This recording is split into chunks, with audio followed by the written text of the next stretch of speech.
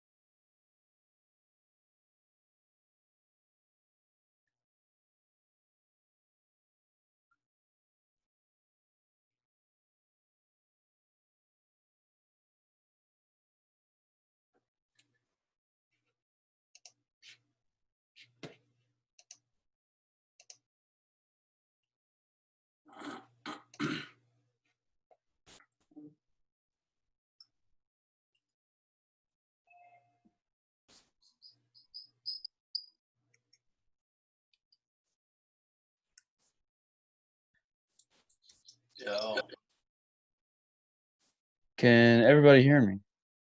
I can hear you loud and clear, bro. All right, good. Hi, Brandon. Hello. How are you, honey? Exhausting. Exhausted. Yeah, it's been a long day. Where are you, Arizona? 3 yoga Yeah. sessions today? Huh? Did you do three yoga sessions today? No. I don't think I could do that after the day I had, but had a lot of moving stuff out of the house, like get rid of stuff that's I don't need. Oh, gotcha. That's good. Making space for new things to attract. Oh yeah. It's good. Marina, are you there? Yeah, what's up? Okay. Hi, Marina. Hey. Just want to make sure we can hear you here.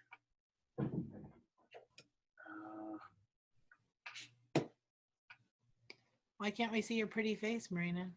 Because I slept in my contacts and my eyes can't open. God doesn't care. You don't have a still shot you can just put in there?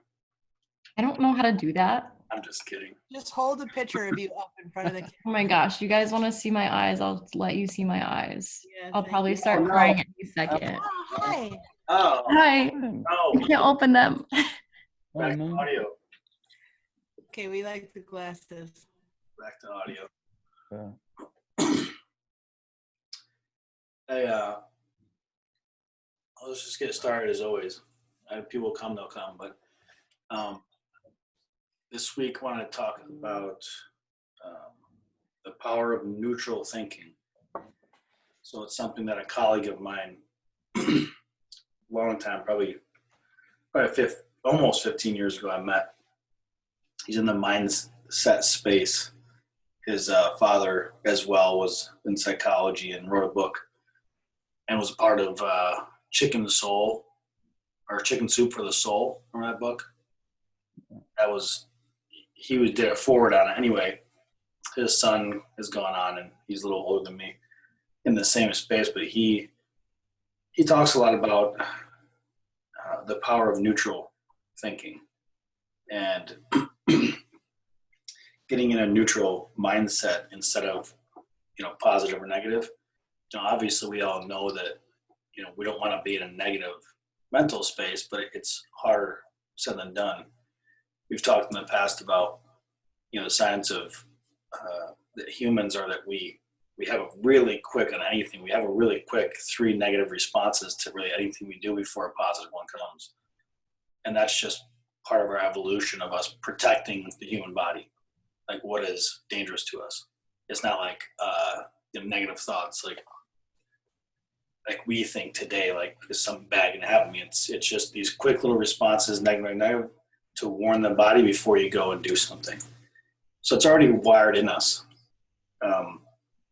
And then a lot of things like, not sleeping well, being sick, all the outside elements actually help or contribute to having negative thoughts.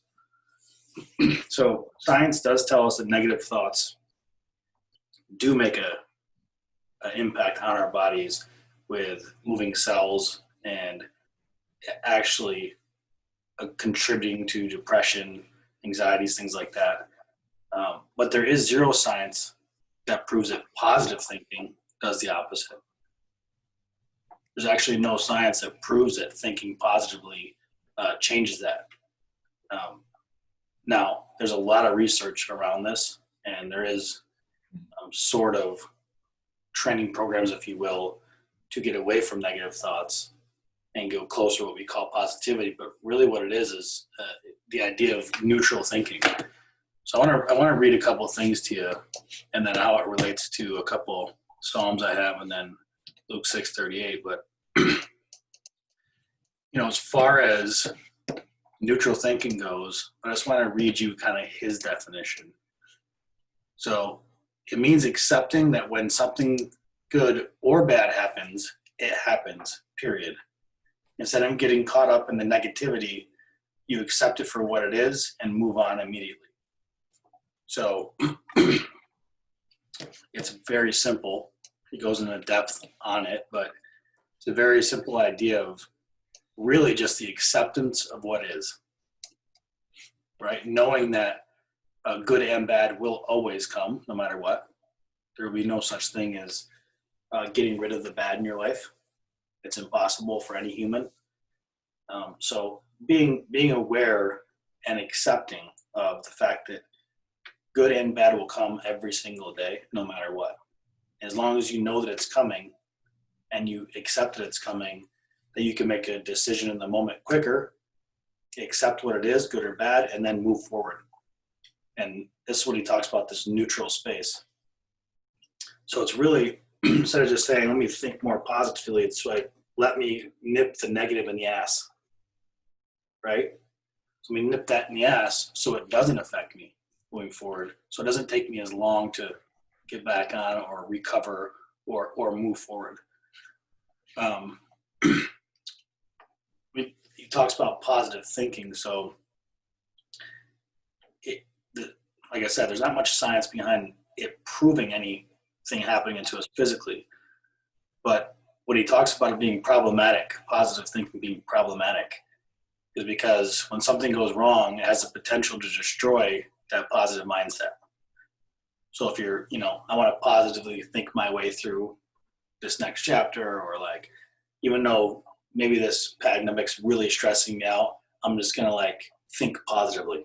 I'm going to keep my shoulders up, look at the sky. I'm going to think about more positive things and kind of avoid it, and try to keep in a better space. What he's kind of saying is that it sets us up for more failure than it does avoiding the actual thing or accepting what's happening, fully accepting it, and then moving in a good direction or forward, if you will. So it sets you up for potential to destroy the positive mindset that you're building, right? So we always encourage people to stay in a neutral. We do this a lot in sport is why I'm bringing it up, so I'm very familiar with it, but he talks about this really in any space. And then keeping, simplicity is key, and building the frameworks around these thoughts. And then choosing your words wisely, right? So the language that you use and how you carry yourself, when you speak negative thoughts aloud, it can make those segments, 10 times more powerful than simply thinking them. So negative thoughts affect us internally, but when we're constantly speaking them, we all have some friends that really kind of live in a negative space. Every time you talk to them, they're not really updating you on anything good. They're really sharing all the shit that's kind of going on. And they're always kind of in the more negative side of things. It shows that speaking it, not just thinking it, has a 10x effect on what it does to you. So it's physically and emotionally. So choosing your words wisely. So if you are struggling with negative thoughts, one of the tools or the frameworks is talking about even if you're struggling internally with negative thoughts, to be careful with your words as well, because you can really accelerate it by verbalizing it once you put it into words.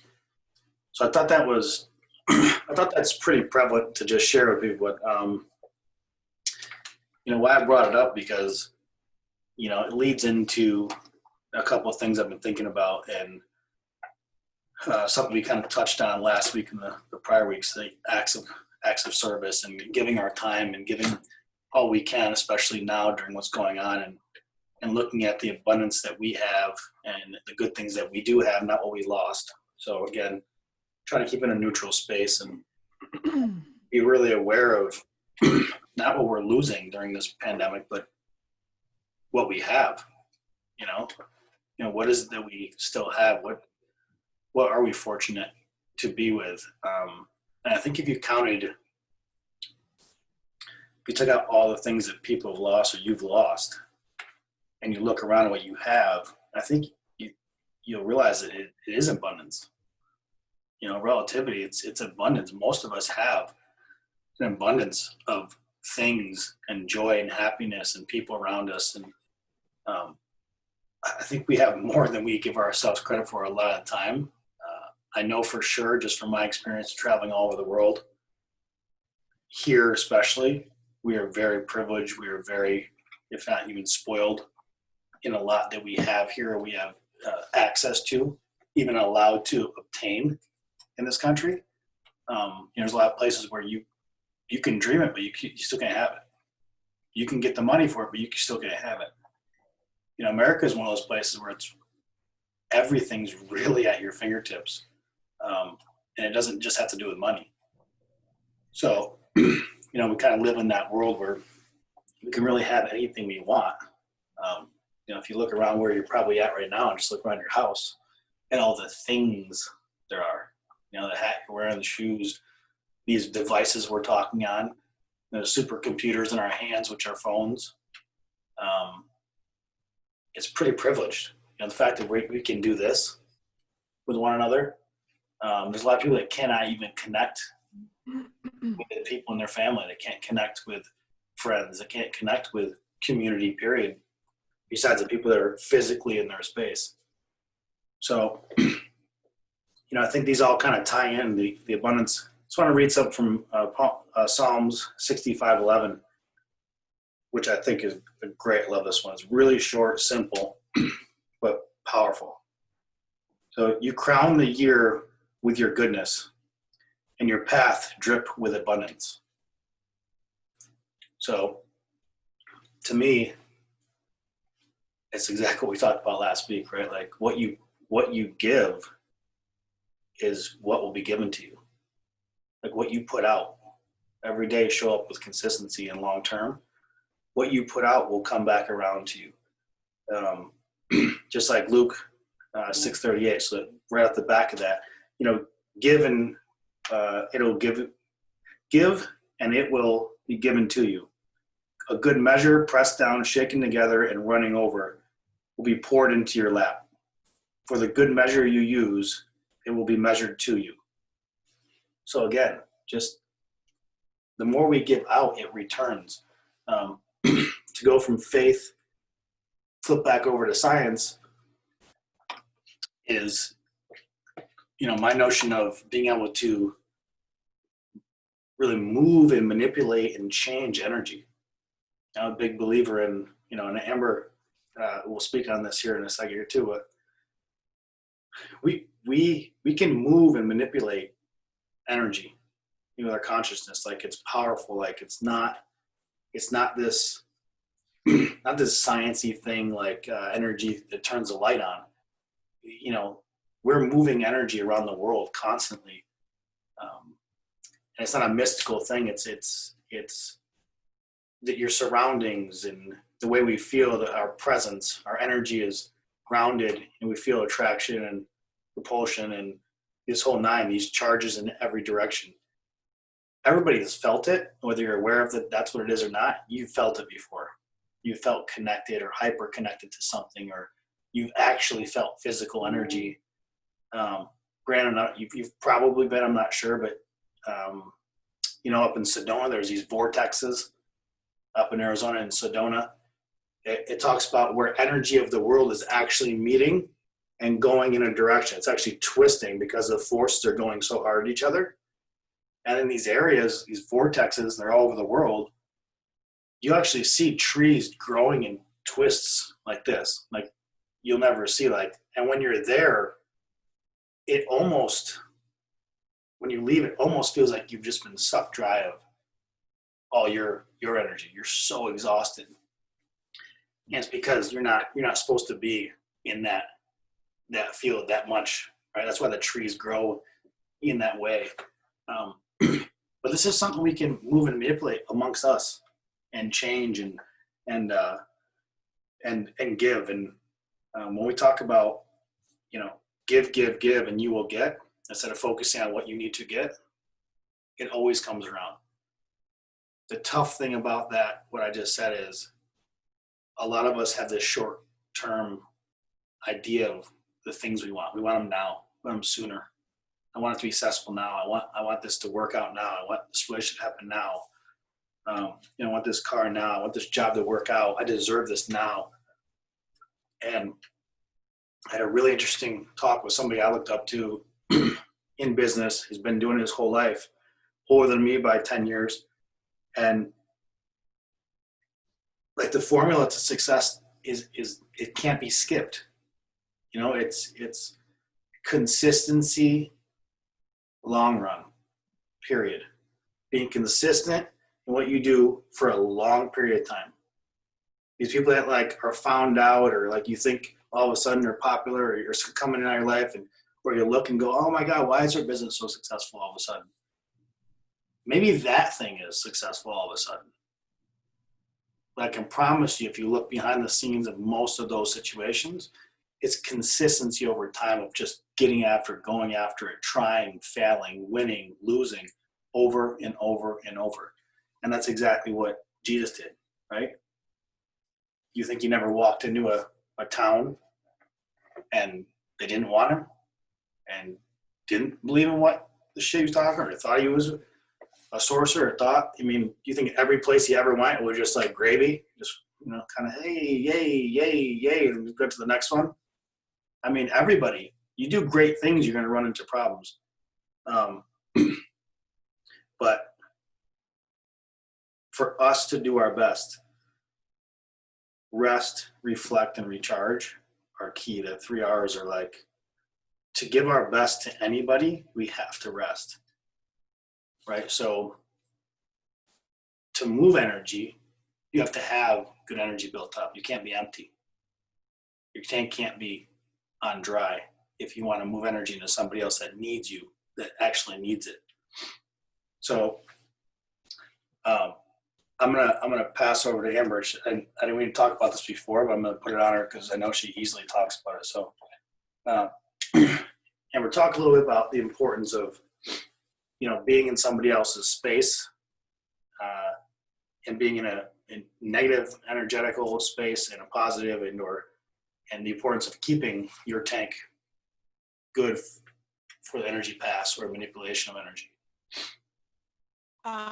So to speak, I did want to say about your opening that there is actually science to positive thinking and affirmation equating to new neural paths and therefore a new reality that can be more positive. If we spend our whole life in a narrative of negative talk, whatever that is, I don't love myself, nobody loves me, I'm not pretty, I'm not successful, I'm not good enough, I hate myself, I hate the world, I hate this, I hate that. Of course, the only pathways in our brain that we're creating are negative ones. So they're going to be just like the path in somebody's backyard. They're going to be the easiest to go down because they're already mowed down, right? So the path of least resistance. But a lot of science and a lot of quantified science and sports, I don't know that it's all that relevant. I'm sure it is, and you could speak on this better than I can, but they don't talk as much in the esoteric world of the law of attraction and quantum physics and sacred geometry, and the fact that, we can make quantum leaps through positive thinking, but just like learning classical piano or anything, we have to practice that every single day. And so we can acknowledge when the negative thoughts come up, right? Because like you said, the negative is never going to go away. We need dark and light in order to understand dark and light, right? If there was no darkness, then we couldn't even understand what light was. So it's good that we always have that contrast. But so we're going to constantly have those negative thoughts come up in us, and we can acknowledge them, but then it's our choice to say, I'm going to replace that thought with something positive. And I used to say to students and to my friends all the time, I used to be like, listen, even if you can't come up with something that you believe, I had to lie to myself for 3 years when I first started teaching at the college, because I'm such a non-linear person. And I didn't want to be in the red tape world of, rules, and you can't wear red socks and, all this crap that people try to throw at you to trip you up. And I would just say, just say, I love puppies. I love puppies. I love puppies. I love puppies. I love puppies. When the negative thought comes up that I hate myself, or I don't look good in that video, or, whatever's coming up for us, until you can, strengthen your own narrative by, writing new positive things. As an empath, when I walk into a room, like you said about the vortexes in Arizona and Sedona, everybody has this energetic pull. Some people will, you notice when you're around certain people, you can be sucked of all your energy. There is nothing you could do. You could just shine like the sun, and those people are just going to suck everything you have out of you, and there's nothing that you can do about it. And to your point about, okay, so that's the moment where I want to stay in that neutral zone, right? I cannot affect you, so I have to model over here. And that's all I can do. I can just model away. And if you choose, the negative person or the person struggling or whatever it is, if I can't talk you into positivity or change your mindset, I can just show you that by being positive or changing the narrative over here, you have a choice in the matter. But I really, truly believe, and I listen to Abraham Hicks every single day. And for those of you who don't know who Abraham Hicks is, she's kind of a conduit with God. Abraham is her name when God is speaking through her. Her name is really Esther. And when she speaks, God is kind of speaking through her. And what she says in all her affirmations, you can look her up on YouTube and things, is that our thoughts create our reality. And so whatever our narrative is, whatever we're allowing ourselves to think repetitively, is going to be what we see in the world. And I don't know that I necessarily believe or don't believe that just by being positive, I'm avoiding what's going on that's negative in the world. But the final thing I'll say on this is the conversation I most often have with my clients, my friends, my colleagues, and my peers is, look, take the exact situation that you're sharing with me right now and pretend that you're alone in a room. If I'm the only person on earth and I'm having this experience, negative or positive, what is it in what I'm seeing that I'm supposed to be learning? And so from that, there can always be a positive, I feel like. And so that's what I try to. Yeah, so I'm glad you ended it with that, because that's exactly the program training behind what he calls neutral thinking. Is exactly what you just said at the end there, right? So most of us only think in this. When we talk about the subject, we think in positive, negative. So we always say, if we're not negative or positive, he's just saying get more to neutral and positive comes. So really what he's saying, it's not like positive thoughts can't help you out of situations. It's just more like if you practice more neutrality, positive comes, instead of just skipping over to positive and be like just trying to get out. So it's not really, like Amber was saying, it's not like it can't be a tool. It's just us being, it comes down to awareness, right? It's us being more mindful of accepting our world around us, our lives, our personal lives, like what is happening every day. What are we accountable for? What are the positives and negatives that we're accountable for? Like maybe every day you come home from work and you're like, this is a shitty day, or again, well, maybe that's not the job for you. Hardest thing, I've had to deal with in my life, Amber and I talked about this the other day, is sometimes we know a lot of people that are doing what they're doing because this sense of pride and or they feel like they have to. Sometimes it's a family you have to support. Sometimes it's a legacy of a family. Sometimes it's pure finance. Like, well, Yeah, I hate it, but if I quit, then what? I can't pay my rent. You know, all these things that keep us in a space that ultimately aren't healthy for us and are really hard to overcome every day. And I can completely understand and empathize with how difficult it is, because I just did this myself.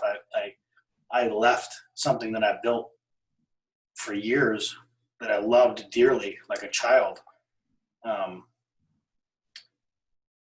But outside of it now, it's the only way I could have become as healthy as I am. Like I would have run myself to death, like quite literally, mentally, physically, the whole nine, because it was my baby. It was everything to me, obsessed with it. And I loved it. If you hear me talking about it, I love it. I love my work. I love my job. And I truly did. But I was saying those things and feeling something different because it was weighing on me so much. It was a sacrifice and all the things it was taking from me. And you were creating, can I just say, you were creating a finite box around the description of what you are. And what you are is that business that you built, is what you are doing. And you're that no matter where you go, no matter where you are, there you are. And Right. so just because you had a 4-wall place that described what it was, you're still it. Whether you're here in Kalamazoo, Alaska, it doesn't matter. Yeah, and that's exactly it. That's choosing. It's choosing the happiness, right? It's choosing the neutrality that gives us positivity. It's choosing those things. Most of the time we're upset or struggling is we have a lot of control of it. We really do. We do have choices every day. If we come right down to the finite of it, you can really just say, we can literally make any environment we want, period. You can give a list of excuses like, well, no, I can't, and I have a house and I have bills to pay, and I have all, again, choices you made, things that you have to take care of. If we're really getting to the brass tacks of it, we can choose pure happiness. We can choose to get rid of things we don't need. We can choose to downsize. We can choose not to live in the big house or have the nicest car or have the nicest clothes, or all these are choices that we make. And the other side of it, and I felt for a long time, it's like, well, I work my balls off, so, I deserve some of these things. Like, I do want to get some nice things. I do work my ass off. And I think there's a fine balance. It's not like sell everything and walk the streets. But sometimes we get caught up in the rise of things. I did. And sometimes keeping up with the rise of things is just like being in the middle of the ocean, just keeping your head above water for as long as you can, just hoping somebody's going to find you. So, look, at the end of the day, we have the choice. And I think most of what we struggle with comes from within and choosing different things for yourself.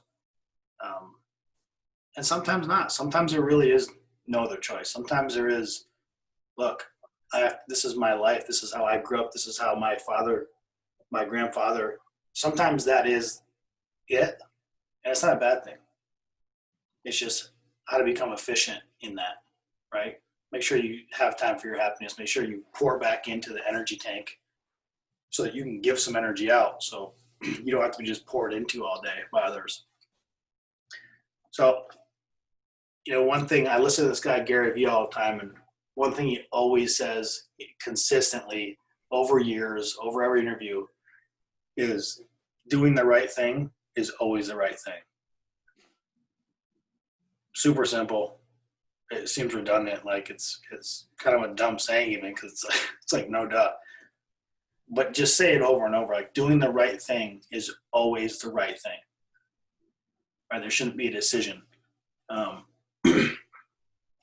going to give you an example because Marina was a witness to it. This is stupid. It's a stupid thing, but it's something I struggled with last night, and I struggle with it still today because I'm still thinking about it. I was driving home from downtown back up to the lake.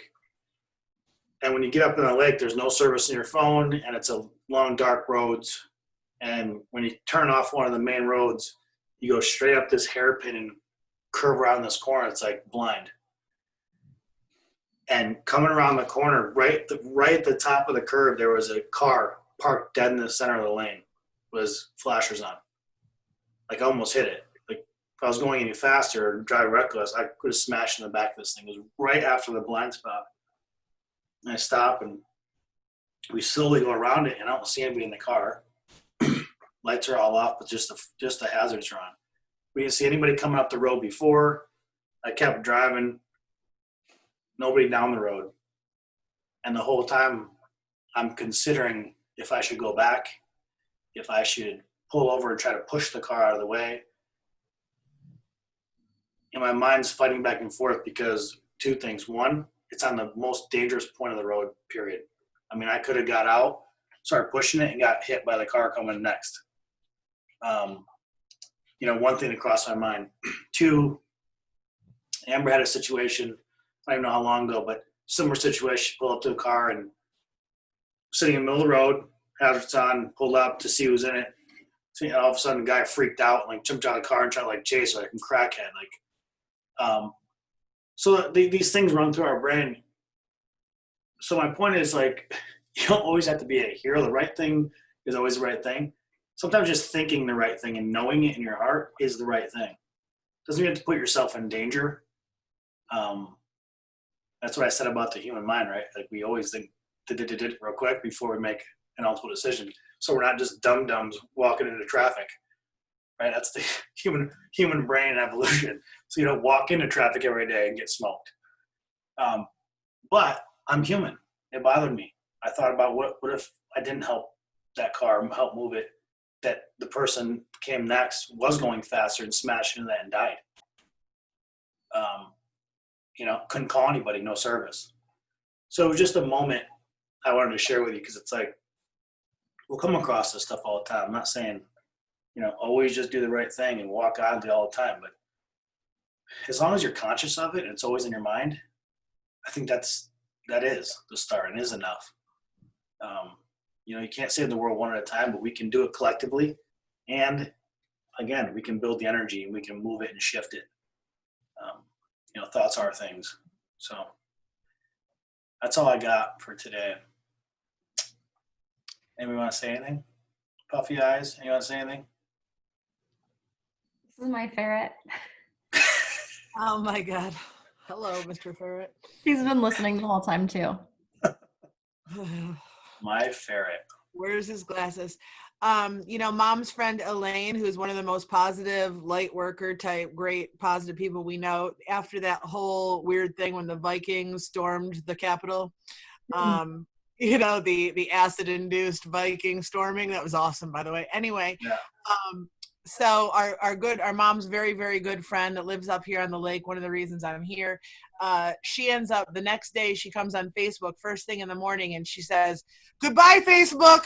I'm done with the world's negativity. I will see you all on the flip side. If anyone would like to talk to me ever again, you can just call me like it's 1988. And I just wrote, do whatever you want. I don't care. But the only reason the internet exists is because our brain exists, right? Everything that we've created out in the world is a projection of something God has already created, right?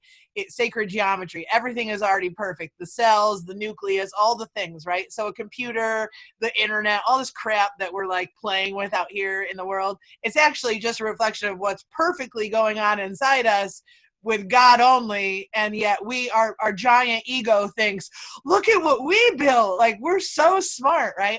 So everything basically then reduces down to that algorithm. So it's like that same exact thing that we talk about with like the vibration of nature. It vibrates at a very specific gigahertz or something, and I don't know who, Brandon, I feel like you would know this. I don't know why, I don't even know you, but I feel like you might know the vibration at which we vibrate with nature. Do you know what that is? We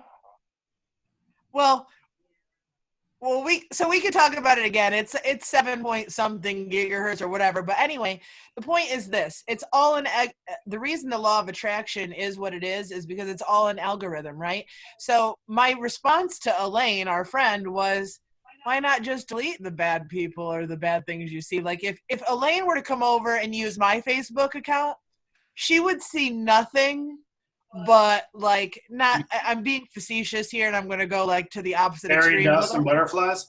Yeah, unicorns and butterflies. Not really, but everything that I have coming in my life, for the most part, is positive. And I don't see weird Trump stuff, and I don't see weird haters, and I don't see people that are like, I hate the Buffalo Bills and whatever. Like whoever all the earthlings are wearing their like gravity suits, like I don't see that crap because that's not what I choose to attract into my life. So I can create my reality, whether I'm talking about spirituality and God in the world, or the people that I surround myself, or what I tolerate, or what I choose, or where I go, or what I see on Facebook. You know, at the end of the day, Amber, we all have that power too. So it could be easier than it is. People tend to only see, they think like they're being fed it, and it's like you have some control. Yeah. actually, so to her point, you don't have some control, you have all the control. So if you have time where you fancy yourself it, you can go on Instagram and start a new account. You can add a new account. You can make a fake one. You know, you can do that. You can have as many as you want. Make a fake one. Pick a topic, any topic, and the first 20 people you follow, make it around that topic, and then watch your feed for a week. Yeah.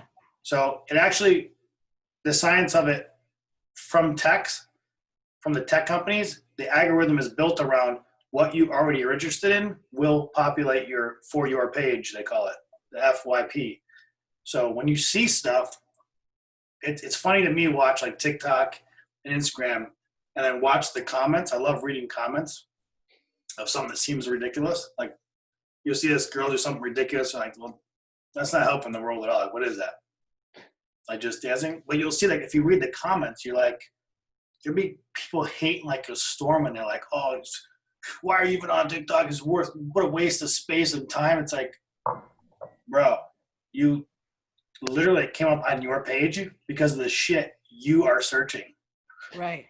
Like, you wouldn't even have the opportunity to comment on that if your head wasn't already clicking on these dumb girls, these hot girls, or the ones that you're doing it, and you just found one you didn't like, and now you're mad. Like, it really works. Like I did it with my pages before when I switched over to Real, Raw, and Flawed. I made sure that my personal page and my work page had no correlation of spaces. So my work, combat performance, we searched out everything in every industry to try to pull the business. And then when I went to my personal Real, Raw, and Flawed, I was very particular on who I choose. Even close friends of mine, I added them later, and you'll see that sometimes I add them even now. Because people I talk to every day are still not on there. Because I'm slowly trying to see what my feed gives me every day. I don't want to poison it. Yeah. But to her point, we have 100% control. So Elaine should have deleted her thing and just start over, right, and just put what she wants to see.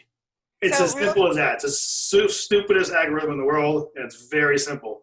But they count on you and bet on you to go after what news gets ratings for, negativity. Right. They sell negativity stories sell more than positive stories. That's why they stopped putting the cat got survived on the tree thing. News people are ratings people. Ratings know that negative stories sell 100x the positive stories. I want to ask Brandon real quick, when you went through that transition of, searching out faith, then kind of losing faith and coming back to faith, right? With your aha moment. Yeah. So what did you do at that moment when you were changing your life from however you were living before then to see more light around you? Did you have to get rid of friends or different things or anything? Yeah. Just getting rid of people in my life that, are gonna bring me down. And I had to do some of that this week also with all the craziness going on in the Yeah, world. baby. Always cleaning. Yeah. Clean it out. So Always cleaning. I love that. Hey, if we might get cut here, just so you guys know. But I just want to leave you with, God is good. Love you guys. We're going to do this again next week. I have a new software, I promise. I've been working my balls off and I just cannot get this thing figured out. I've been testing it like crazy, but when I get it, believe me, it's gonna be cool as shit. And we will get there. I appreciate you coming, Marina. Thanks for Thanks for having joining me. us, Puffy Eyes. Get some sleep. Brandon, you're gonna have so much good stuff come into all that space you just made. Oh yeah. Make space, baby. Appreciate you guys. You too. See you next See you week. guys. God bless.